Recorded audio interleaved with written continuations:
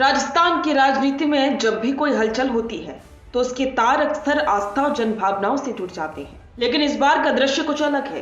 तीर्थराज पुष्कर की पवित्र धरती पर जब राजस्थान की महारानी वसुंधरा राजे और युवाओं के हृदय सम्राट कहे जाने वाले पंडित धीरेन्द्र कृष्ण शास्त्री एक साथ नजर आए तो सिर्फ जयकारी नहीं गूंजी, बल्कि जयपुर से दिल्ली तक राजनीतिक गलियारों में चर्चा तेज हो गई। आज की इस विशेष रिपोर्ट में हम विश्लेषण करेंगे वसुंधरा राजे के उस पोस्ट का, जिसमें उन्होंने न सिर्फ सनातन की बात की बल्कि राष्ट्रभक्ति को धर्म से भी ऊपर बताकर एक बड़ा सियासी संकेत दे दिया। अवसर था पुष्कर में आयोजित 3 दिवसीय हनुमंत कथा का। रुकिए और जरा ध्यान से सुनिए। क्या आप हमारी इन खबरों से अपने व्यापार को भी बढ़ाना चाहते हैं?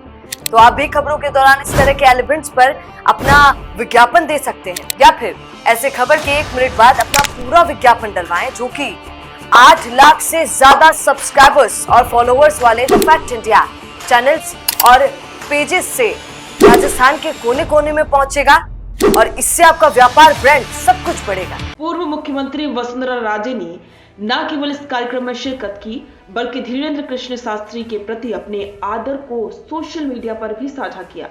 राजे ने शास्त्री जी को युवाओं का आइकॉन बताते हुए उनकी प्रवचनों को सनातन और राष्ट्रभक्ति का संगम बताया। लेकिन ध्यान देने वाली बात राजे की पोस्ट की भाषा है, जो सीधे तौर पर बौद्धिक समाज और युवाओं को संबोधित कर रही है।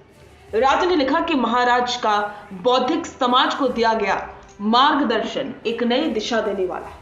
राजनीति के जानकार इसे राजे की उस कोशिश के रूप में देख रहे हैं जहां वे खुद को फिर से हिंदुत्व और विकास के बीच की मजबूत कड़ी के रूप में स्थापित कर रही हैं। इस मुलाकात की सबसे बड़ी हेडलाइन बनी कर्नल सोफिया कुरैशी की प्रशंसा। वसुंधरा राजे ने अपनी पोस्ट में विशेष रूप से इसका जिक्र किया कि कैसे धीरेन्द्र कृष्ण शास्त्री ने एक मुस्लिम बेटी और देश की जाबाज अफसर सोफिया कुरैशी की तारीफ करके सिद्ध कर दिया कि उनके लिए देशभक्ति ही सबसे बड़ा धर्म है। यहाँ राजे ने एक सादा हुआ राजनीतिक दांव खेला है। एक तरफ वे कट्टर सनातन की पैरवी कर रही हैं, तो वहीं दूसरी तरफ वे राष्ट्रवाद के धागे को समाज के हर उस व्यक्ति को जोड़ रही हैं जो देश के लिए समर्पित है। ये संदेश उन लोगों के लिए एक सीधा जवाब है जो महाराज की विचारधारा पर सवाल उठाते हैं। सिर्फ धर्म और राजनीति नहीं, बल्कि राजे ने इस मंच का उपयोग राजस्थान की अस्मिता के लिए भी किया। उन्होंने पुष्कर को राजस्थान का मुकुट बताया और राजस्थान के लोगों से इसे स्वच्छ रखने का आग्रह किया। राजे ने कहा कि आध्यात्मिक भाव तभी बढ़ेगा जब हम अपनी विरासतों का सम्मान करेंगे। पुष्कर को केंद्र में रखकर राजे ने अजमेर संभाग और पूरे प्रदेश के श्रद्धालुओं को एक भावनात्मक संदेश दे दिया। सनातन की विचारधारा को शिखर पर रखना राज्य का यह बयान स्पष्ट करता है कि अपने आने वाले समय में उनकी राजनीति का मुख्य केंद्र धर्म और विकास का समावेश ही होगा। अब सवाल उठता है कि इस सक्रियता के मायने क्या है। राजस्थान में नेतृत्व परिवर्तन और नई सरकार बनने के बाद वसुंधरा राजे का धीरेन्द्र शास्त्री जैसे प्रभावशाली धर्म गुरु के साथ मंच साझा करना उनकी मजबूत इमेज बिल्डिंग का हिस्सा माना जा रहा है। महाराज धीरेन्द्र शास्त्री के पास आज वो युवा वर्ग है जो सनातन और राष्ट्रवाद के नाम पर एकजुट है। राजे इस वर्ग के बीच अपनी पैठ और अपने धार्मिक नेता वाली छवि को और अधिक गहरा करना चाहती हैं। उन्होंने स्पष्ट संदेश दे दिया है कि वे भले ही सत्ता के मुख्य पद पर ना हो, लेकिन जनमानस और वैचारिक धरातल पर उनकी पकड़ आज भी वैसी ही है।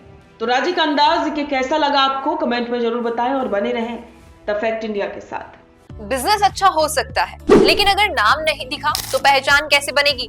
अब टेंशन छोड़िए, द फैक्ट इंडिया आपके बिजनेस को देगा वो पहचान जो पूरे राजस्थान में हर किसी तक पहुंचे। न्यूज चैनल पर विज्ञापन, पॉडकास्ट और प्रमोशन के जरिए आप सीधे 5 लाख सब्सक्राइबर और 10 करोड़ से ज्यादा व्यूज तक अपनी पहुंच बना सकते हैं। तो देर किस बात की, आज ही द फैक्ट इंडिया से जुड़िए और अपने बिजनेस को बनाइए हर घर का नाम।